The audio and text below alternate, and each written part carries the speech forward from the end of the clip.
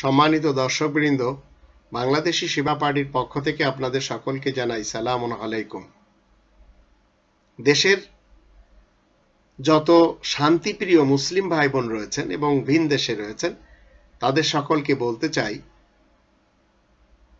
আপনারা অবশ্যই জানেন মুসলমানদের সবচেয়ে বড় তিনটি পার্টি রয়েছে এবং এদের জন্য তিনটি দেশও রয়েছে। মুসলমান শিয়া, তাদের দেশ ইরান; মুসলমান সুন্নি, তাদের দেশ পাকিস্তান; মুসলমান সালাফি, তাদের দেশ সৌদি আরব। শিয়া মুসলমানেরা মানে না সুন্নি এবং সালাফি মুসলমানদের 6টি হাদিসের গ্রন্থ। সুন্নি এবং সালাফি মুসলমানেরা কোনোদিন মানে না শিয়া মুসলমানদের 4টি হাদিসের গ্রন্থ, অথচ এরা সবাই দাবিদার এরা হচ্ছে রাসূল কারীমের অনুসারী। মূলত এদের কেউ জানে না এবং জানলেও মানতে রাজি না যে এই গ্রন্থ হচ্ছে সন্দেহমুক্ত। আর ওদের কাছে যে 10টি গ্রন্থ রয়েছে, এই তিনটি পার্টির কাছে, মুসলমান শিয়া, মুসলমান সুন্নি, মুসলমান সালাফি, এরা এই সন্দেহমুক্ত গ্রন্থের পাশাপাশি ওইগুলি মানে, আর ওইগুলিকে প্রাধান্য দেয় বেশি।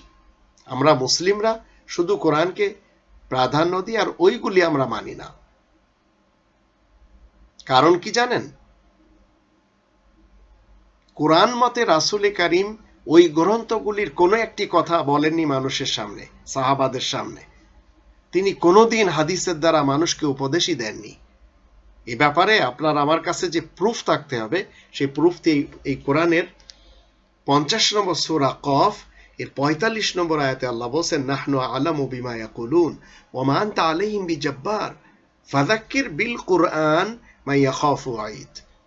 আমি বেশ জানি মানুষেরা যা কিছু বলে যাচ্ছে, আর তুমি তাদের উপরে কড়াকড়ির কোনো ব্যবস্থা আরোপকারী তো নও।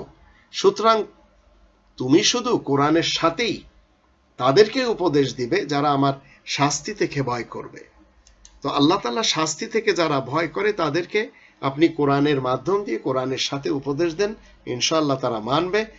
তবে মুসলমান সুন্নি, মুসলমান শিয়া, মুসলমান সালাফি এরা অন্তত মানবে না, এটি নিশ্চিত থাকুন।